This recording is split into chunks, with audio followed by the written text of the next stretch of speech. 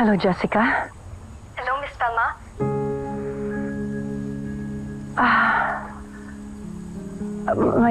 May problema ba? Okay lang ba ang daddy mo? Yes po, everything is fine with him. I just wanted to call you po to say that Dad and I are here in the Philippines. We just arrived po. Bumalik kayo? Yes po. Pero gusto ko lang naman po ipaalam sa inyo eh. We don't intend to be a bother. As a matter of fact, Dad doesn't know I called you po. I just think you need to know. Thank you. Thank you sa pag-inform mo sa akin. I also want to apologize po to Colleen for everything Mommy said to her. It was too much. Kahit kami po ni Dad, hindi rin siya kinakaya. Maayos ba yung tinitiran niyo? Yes po, Miss Thelma. Thanks for asking. Hello? Jessica? No internet connection? Jessica?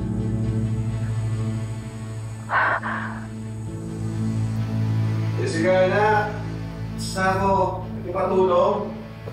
Okay po, Dad.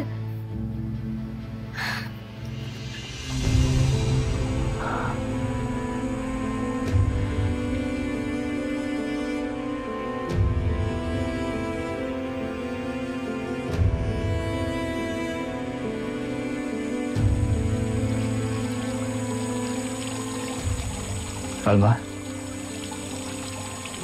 What's wrong?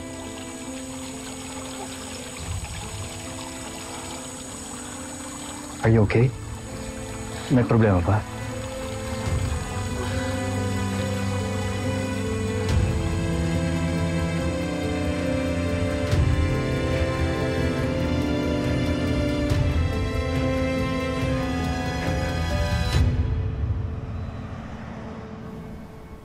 Narinig ko may kausap ka kanina. Si Mr. and Mrs. Wilson ba yun?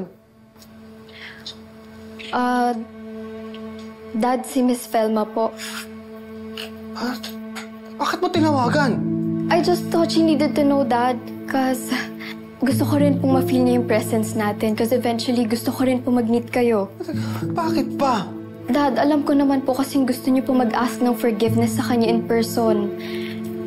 And, Dad, honestly po, I have a wishful thinking po na maybe ma-meet ko rin po yung mga ate at kuya ko at magkaroon ng connection sa kanila. Nak naman eh, galit nga sila sa akin eh. Pwede ba huwag ka nang umasa na magkakaroon ka ng relasyon sa kanila? Dad, it was wishful thinking lang naman po eh. Hindi naman po ko nag-e-expect. And ang important naman po sa akin ngayon is we start fresh with our life here. Di ba po? Oh, sana nga tama yung naging desisyon natin eh. Dad, alam ko pong nakakatakot pero exciting din. We're free na po, wala nang mananakit sa atin and that's what's important. Alam mo anak, tama ka eh. Kaysa matakot tayo, dapat maging excited na lang. Pero alam mo, marami pa rin tayong dapat isipin eh. Kagaya ng pag-aaral mo. Dad, don't worry po. I'll look for a cheap school. Oo, I'll figure it out po. Itong tinitira natin, hindi tayo pwede magtagal dito. Mauubos pera natin dito. Kailangan natin maghanap ng murang apartment. Tsaka, maghahanap ako ng trabaho. Anak, pa ako lang naman yung may problema eh. Nagagalaw ko naman yung mga kamay ko. Hindi pwede ako magbuting-ting ng kung ano-ano. Tama, tatawagan ko si paring Abel. Magpapatulong ako sa kanya.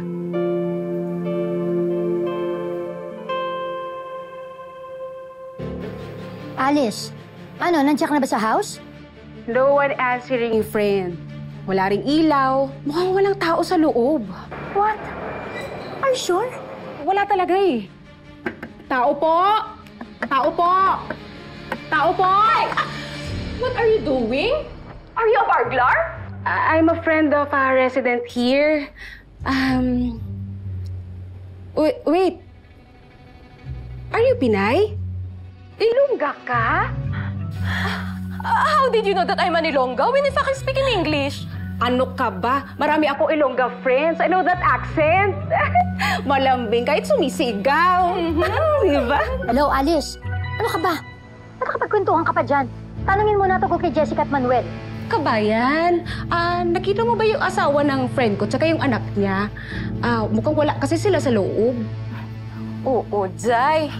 Nung umalis siya ang imong amiga, nakita ko ay pa 10 minutes, umalis din agad ang magtatay. May mga dalapagani sila nga mga bagahe. Lintik na yan? Umalis nga sila? Takasan pa ako ng mga yan. Alice, magkita tayo bukas. I'll take the first flight to Calgary. Saint, ano yan? Paano yung conference mo? Ikakasimula mo lang dyan. Matatanggalan ka ng trabaho niyan. Well, I don't care. Di pwede to. Hahanapin ko si Manuel. Hindi nila ako matatakasan.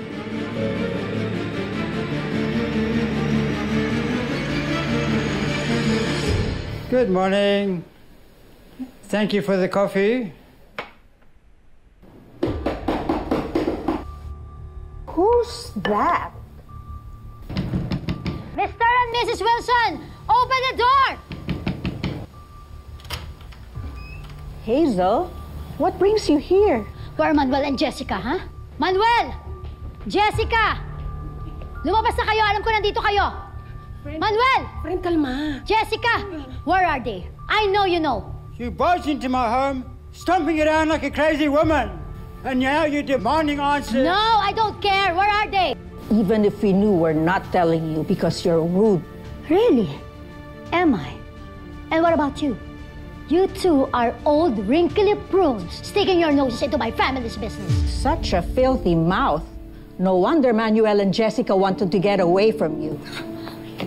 And we were right when we helped them get back to the Philippines. So, Philippines? Where exactly in the Philippines? You're not telling another word. Get out! No, not until you tell me where they are. Where are they? Leave now, Hazel, or I'm calling 911. I don't care. I don't care about your 911. Wala tayo sa Pilipinas. Hindi pwede. Kailangan malaman ko kung nasa sila. I'm not yet done.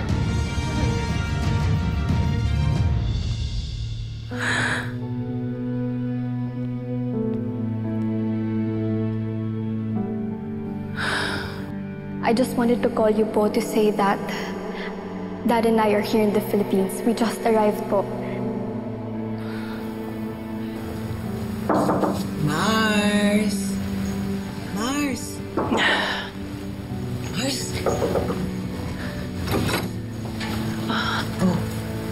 Okay ka lang ba? Anong pakiramdam mo? Halika na. Huwag ka papatay-patay. May naghihintay sa'yo sa baba. Sino? Ano? Surprise! Halika na. Ang ganda-ganda mo to, di. Halika na.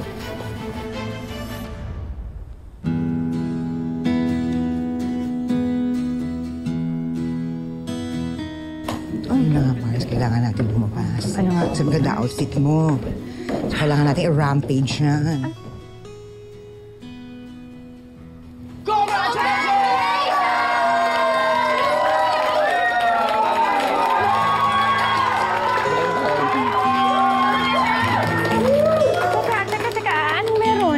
Bakit congratulations? Ambush na ba ito?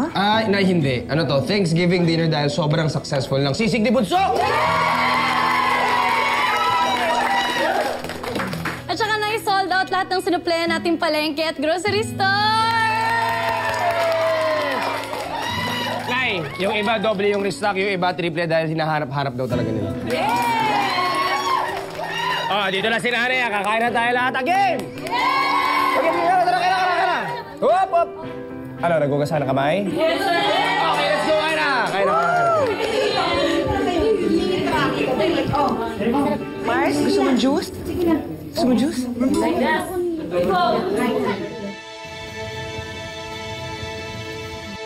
Ay, bakit po hindi magkatabi si Mama Ganda at Papa Pogi? Totoo po ba yung chismis ni Tatay? Break na po kayo? Hindi na po ba kayo ikakasal?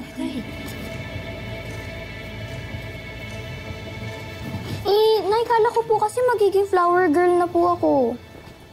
Tatay, magiging flower girl ka naman pero sa kasal ng nanay at tatay mo.